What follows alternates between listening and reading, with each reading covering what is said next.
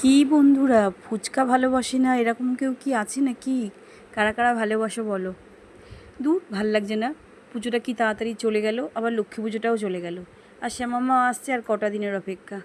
তো বাইরে কিন্তু প্রচণ্ড বৃষ্টি পড়ছে, সেই বর্ষাকালের মতো ওয়েদার। আর ভাল লাগছে না। তো সন্ধেবেলা কি খাবো কি খাবো, এদিকে শরীরটাও ভালো নেই, সর্দি জ্বর ছেলের আমার দুজনেরই। মুখে কিছু ভাল লাগছে না, পুরো অরুচির মুখ। আর ছেলে বলছে যে একটু ফুচকা বানিয়ে দাও না মামুনি, খাই। তো কি করব, সমস্ত কিছু বানিয়ে নিলাম ঘরেই। ফুচকাটা পাঁপড়টা ভেজে নিলাম, আলু মাখাটা করে, আলুটা সিদ্ধ করে সমস্ত মশলা বানিয়ে নিলাম। আর একটা এভারেস্টের ফুচকার মশলা কিনেছি, এই মশলাটা কিন্তু ভীষণ ভালো খেতে। এই টক জলটা যখন বানাই এই মশলাটা দিয়ে, টক জলটা দারুণ খেতে হয়। এখানে কিন্তু আমি অ্যান্টিবায়োটিক চলছে আমাদের, তার জন্য কিন্তু আমি তেঁতুলটা ব্যবহার করিনি।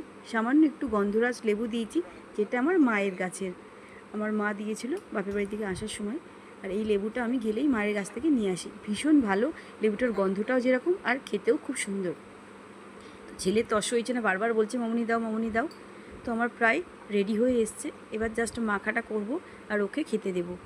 ফুচকাটা এমনই একটা জিনিস, মনটা খারাপ হলেই ফুচকাটা খেলে কিন্তু মনটাও ভালো হয়ে যায়। শরীর খারাপ হলে অরুচির মুখে ফুচকাটা খেলে কিন্তু মুখটাও ছাড়ে, ভীষণ ভালো লাগে। তো কারা কারা ভালোবাসো ফুচকা খেতে অবশ্যই কিন্তু কমেন্টস করে জানিও। আর যদি ভালো লাগে আমার ভিডিওটা একটা লাইক দিয়ে দিও। টাটা বন্ধুরা, সবাই খুব খুব ভালো থেকো।